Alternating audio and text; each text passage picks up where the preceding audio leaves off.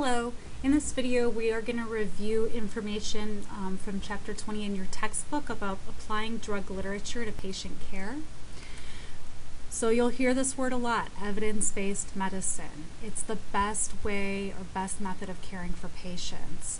However, its application is complicated by several different factors. So patient-specific factors, clinician-specific judgment and expertise, availability of evidence, and assessment of evidence. So two underlying principles of applying evidence to patient care includes 1, care is patient-centered, and 2, decisions based on most applicable and highest quality evidence. Both of these principles must be weighed to make a patient care decision. So some patient-centered considerations include quality of life. So what is the cost to the patient? How about the risk versus benefit?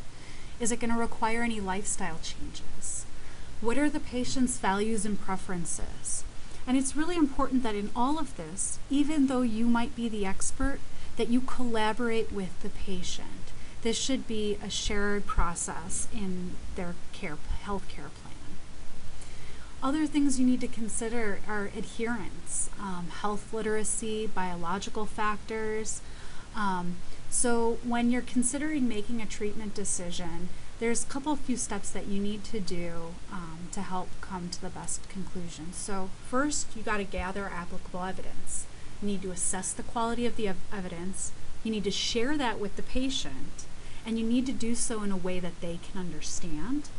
And then from that, you collaborate with the patient. Again, it goes back to patient-centered care. Randomized controlled trials are the gold standard for clinical research. And there are different ways in which we might take information from a clinical trial and apply it to patient care.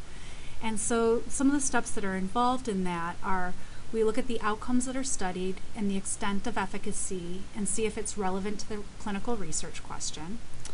We look at the population that's studied in the research trial, and we determine whether it's similar to a given patient. So this is referred to as external validity. So how generalizable or how valid are these results from the population in the study to, the patient you're working with? We have to consider patient values and preferences, and then do the benefits outweigh the risks of treatment. So you are probably going to be utilizing these a lot throughout your career, but practice guidelines are really nice for providing information that gives us recommendations on how to treat particular patients and different disease states. However, when you're applying guidelines to patient care, you need to consider some of these things. That practice guidelines should be objective and have a scope aligned with the clinical scenario. You need to know, does it review all issues relevant to the clinical scenario? Is it a comprehensive review of all treatment options? Does it systematically review the literature? And does it clearly define the process for reviewing the literature and making recommendations? It's really important you understand how these guidelines were developed and created, and understand that guidelines are exactly that. It's a recommendation, a guideline, and it's not a rule. So some of these guidelines aren't going to apply to your patient given certain patient-specific factors. Some things to consider with patient guidelines are they're not always up to date, so it's really important you determine when they were last updated. Sometimes they're based on expert opinion, so you want to check the level and type of evidence on which recommendations are based. So when I say based on expert opinion, that's based on what somebody thinks versus maybe what the research evidence might suggest. These can also be based on value judgments. So determining if it's based on the perspective of the patient, society, the guideline author, and again, ideally you want it to consider the patient perspective. So there's a lot of information, drug information out there. You're going to learn a ton in this program, but with so much information out there and it constantly being updated and new information coming out, how do you stay up to date with this? You can't possibly know everything. in the field of information in pharmacy. So there are a couple of things that you can do to help you stay up with drug information.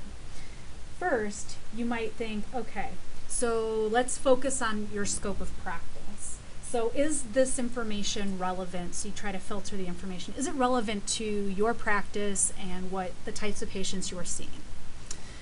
Then you need to identify a method that works best for your preferred learning style. So what ways do you learn the most efficiently? And then you need to ask yourself, how can you incorporate this type of learning process into your usual routine? So an important skill for information mastery, as I said, is learning to filter the literature and focus solely on the information which is applicable to patient care. And so this is also known as patient-oriented evidence that matters, POEM. So POEM is a new clinical approach that meets 3 different criteria. First, you evaluate the effects of an intervention like a test or a drug on an outcome that matters to patients. Then you need to see if it studies a common medical problem with a feasible intervention in a given setting. And then you must look to see if it supplies information with potential to induce a practice change. Some other methods to stay up to date are searching online databases, doing PubMed searches, different types of foraging tools, which are usually summaries of literature in a given field, participating in journal clubs, so discussing new articles or approaches with colleagues, precepting, and continuing education.